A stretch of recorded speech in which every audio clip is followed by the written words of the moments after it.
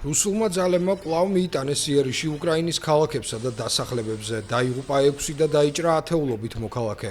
ძლიერი დაბომბვა იყო სუმის რეგიონში, სადაც რუსეთის თავდასხმების შედეგად 4 მშვიდობიანი მოქალაქე დაიღუპა, 9 კი დაშავდა. დარტყმები იყო სუმის, შოსტკის, ოხტირკისა და კონოტოპის რაიონებში მდებარე 44 დასახლებულ პუნქტზე. ქალაქ სუმიში თავდასხმების შედეგად შეწყდა ელექტროენერგიის მიწოდება. ქალაქის მერის ინფორმაციით დაზიანებულია კერძო სახლები, საცხოვრებელი კორპუსები და ადმინისტრაციული შენობები.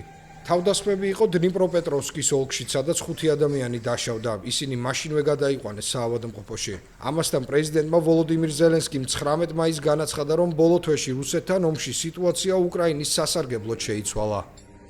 ამ თვეში ცვლილებები უკრაინის სასარგებლოდ შეინიშნებოდა. ჩვენ მეტ პოზიციას ვიკავებთ და ზიანსაც უფრო მეტად ვაყენებთ. გრძელვადიანი სანქციების გავლენა განსაკუთრებით მნიშვნელოვანი იყო. დღეს მე დავამტკიცე ჩვენი გრძელვადიანი სამოქმედო გეგმები ივნისისთვის. ჩვენ შემოქმედებითად უნდა გავაფართოვოთ უკრაინის გრძელვადიანი სანქციები, რომელთა ძალაც მაისში გამოჩნდა. ხარკივის რეგიონში რუსულმა ძალებმა 21 დასახლებული პუნქტი დაბომბეს, რის შედეგადაც 1 ადამიანი დაიღუპა, 6 კი დაშავდა, მათ შორის 1 ბავშვი. მათი იერიში დრონებითა და სხვა საბრძოლო მასალით მიიტანეს. ადგილობრივი ხელისუფლების თქმით, რამდენიმე რაიონში დაზიანებულია ადმინისტრაციული შენობები, კერძო სახლები, საწყობები და სასოფლო-სამეურნეო ტექნიკა. თავდასხმა იყო ასევე სამხრეთის საპორტო ქალაქ ოდესაზე. როგორც საგანგებო სამსახურის პრესპიკერი ამბობს, დაშავდა 1 მშვიდობიანი მოქალაქე. დაზიანებულია სამოქალაქო და კრიტიკული მნიშვნელობის ინფრასტრუქტურა. დღეს ღამით რუსეთმა დრონების გამოყენებით კიდევ ერთხელ შეუტია ოდესას. რამდენიმე დარტყმა იყო საცხოვრებელ შენობებზე, საწყობებსა და კრიტიკულ ინფრასტრუქტურაზე.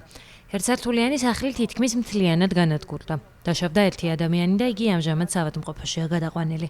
1000 კვადრატულ მეტრზე მეტ ფართობზე მოწყობილ საწყობში კი მასშტაბური ხანძარი გაჩნდა. შაჰედის ტიპის დრონი ასევე შეეჯახა ცარიელი 24 სართულიანი შენობის მე-15 სართულს. დღეს ღამით დიდი ხნის შემდეგ პირველად მაშველებმა შეძლეს მუშაობა განმეორებითი სააერო თავდასხმის სირენების გარეშე, რომელიც საშუალება მოგცა ხანძარის სწრაფად ჯაგვექრო. უკრაინის საჰაერო ძალებმა განაცხადეს, რომ რუსეთის მიერ 19-20 მაისს გაშვებული 154 დრონიდან 131 ჩამოაგდეს ან გაანეიტრალეს.